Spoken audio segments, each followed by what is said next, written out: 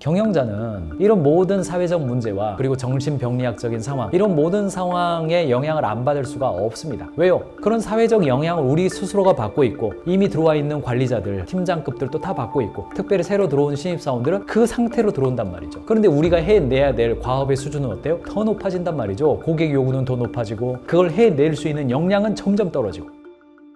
쇼폼으로 집중력이 나빠졌다라고 응답한 사람들이 많아졌습니다. 한국언론진흥재단 미디어연구센터 온라인 설문조사에서 2024년 10월 달에 약 1000명을 대상으로 조사를 해봤습니다. 집중력이 나빠졌다가 52.6%예요. 아니 왜 1분 이내에 아주 짧고 명확한 엑기스 되는 정보를 쫙쫙쫙 빨아들였는데 왜 집중력은 나빠졌을까요? 볼 때는 좋았지만 기억이 하나도 안 나죠. 집중력 나빠졌다가 52.6%입니다. 특별히 일하는 게 어려워졌다. 불안세대라는 책입니다. 세계에서 가장 영향력 있는 사상가라고 불리죠. 조너선 하이트. 놀이 기반 아동기가 스마트폰 기반 아동기로 재편되고 있는 것이 아이들을 사회적으로 고립시키고 정신적 붕괴를 초래한다고 강력히 경고하고 있습니다. 스마트폰은 이제 아이들의 권리가 아니라 아이들의 정신 건강을 해치고 있는 정신병리학적인 문제가 되는 디바이스라는 겁니다. 어른들은 현실 세계에서는 아이들을 과잉 보호하면서 정작 가상 세계에서는 지나치게 과소 보호하면서 작은 좌절과 스트레스에도 지나치게 예민하고 무기력과 우울로 고통받는 불안 세대를 만들어내고 있다. 오프라인 상에서는 우리 오은영 박사님이 이럴 땐 이렇게 하세요. 저럴 땐 저렇게 하세요. 옷은 이렇게 입히세요. 이렇게 위험하지 않게 하세요. 이렇게 아동 보호를 합니다. 그런데 왜 온라인에서는 아동 보호를 하지 않고 있느냐? 이미 미국과 호주에서는 미성년자의 소셜미디어 규제 법안을 통과시키고 프랑스 정부는 13세 이하 스마트폰 소지 금지 법안을 검토 중에 있고 병적 징후가 전 세계에서 터져나오는 지금이야말로 적극적이고 단호한 조치가 필요하다. 이렇게 경고하고 있는 책이 이 불안세대라는 책입니다. 게다가 특별히 아동들에 있어서는 상호 간에 서로에게 인정받는 것이 굉장히 중요하니까 SNS에 대한 민감도가 크고 댓글 하나에 정말 극단적인 판단을 해버리는 경우도 있단 말이죠. 그러니까 정신병리학적인 문제로 스마트폰을 본다는 겁니다. 직장인들도 상관없습니까? 성인들은 안 그렇습니까? 아이들만 이게 문제입니까? 아니란 얘기입니다. 헬스조선 2022년에는 팝콘 브레인이라는 신조어를 소개했습니다. 무슨 이야기냐? 자극적인 영상을 시청하면 도파민이 분비가 되고 내성이 자극되죠. 내성이 생겨버리죠. 도파민이 분비돼도 더 자극적인 원하게 되죠. 이게 중독의 특성 아닙니까? 더 강한 자극을 열망하게 되고 두뇌는 결국 단단해지지를 않고 주름이 꽉 잡혀 있어야 된단 말이죠. 두뇌라고 하는 것이 시놉시스에 주름이 꽉 잡혀 있어야 되는데 그 자극이 다 풀려버리는 거죠. 그래서 도파민만 그냥 있는 거예요. 그거를 팝콘 브레인이라는 굉장히 자극적인 표현입니다. 사실은 빠르고 강한 정보에 익숙하고 현실 세계에 느리고 약한 자극에는 반응하지 않는 뇌예요. 현실 세계는 별로 반응이 없어요. 그러니까 들어가는 거예요. 남자친구 여자친구가 와서도 서로 대화하지 않아요. 그냥 이거 보면서 야 이거 봐라 재밌지, 이거 봐라 재밌지, 서로 간의 대화는 없는 거죠. 이게 문제라는 겁니다. 그러니까 이제 여러분들이 이제 피부로 느끼는 이야기가 뭡니까? 이해가 어려워요. 뭐라고 보고하는데 내가 하는 업무 보고만 잘못 알아듣는 경우 한 번쯤 경험해 봤다면 내 뇌가 이미 반응적인 뇌로 변화된 것을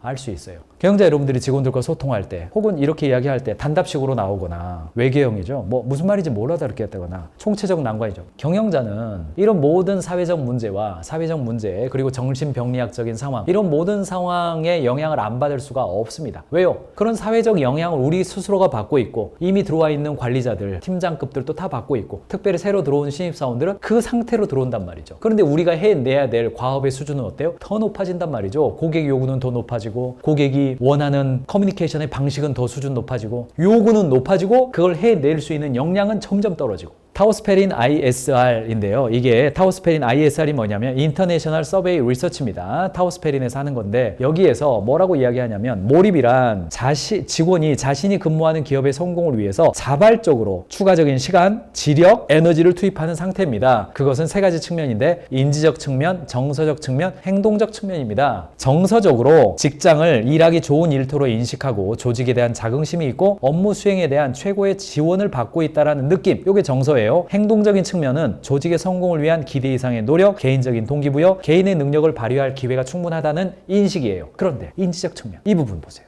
경영 목적과 목표에 대한 믿음, 회사가 추구하는 가치에 대한 동의, 목표 성취를 위한 개인의 역할, 요 인식이 인지적으로 좋아야 몰입이 되고 몰입이 돼야 행복감도 느끼고 업무 성취도 좋단 말입니다. 숏폼 시대에 맞는 과업 지시 도구, 숏폼 시대가 됐으면 파도를 다스리기도 하지만 파도는 한편으로 타야 하는 것도 있습니다. 쇼폼 시대는 다스리기도 해야 됩니다. 그것도 한편 타기도 해야 됩니다. 요게 이제 코크와 소다인데 좀 이따가 연관되어서 오늘 쇼미더 지식의 주제가 요 주제예요. 그래서 제가 그 개략적인 이야기만 좀 해드리겠습니다. 코크와 소다는요, 쇼폼 시대의 직원들에게 업무를 짧은 시간에 쇼폼스럽게 줄 수 있는 하나의 틀입니다. 소다는 뭐예요? 쇼폼 시대에 젖어 있는 직원에게 내 이야기를 잘 들었는지 디브리핑 받는 방식이에요. 바꿔서 말하면 내가 업무를 받는 사람이다. 코크를 물어보는 겁니다. 네 가지입니다. 또 내가 잘 이해했다고 말할 때는 소다로 말하는 거예요. 그래 코크와 소다 이것도 약간 쇼폼스럽잖아요. 청량음료죠.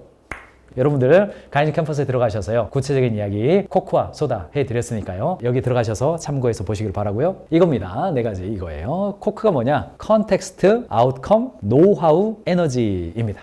맥락과 위임의 배경을 이야기하고 결과물에 대해서 얘기해주고 노하우 말해주고 지원 요청하는 거예요. 아이고 날씨가 춥네요. 날씨가 춥네요. 아이고 방이 따뜻했으면 좋겠는데 요거는요 보일러를 올립시다. 아이고 보일러 혹시 틀다가 어려우면 나한테 말하세요. 그냥 요겁니다. 요거예요. 아주 단순하게 이야기하는 겁니다. 그래서 여러분들이 코크와 소다를 머릿속에 기억하시고 거기에 맞게끔 얘기를 하면 주저리 잔소리 안 해도 됩니다. 소다는 뭐냐? 업무를 받을 때 하는 겁니다. 서머리.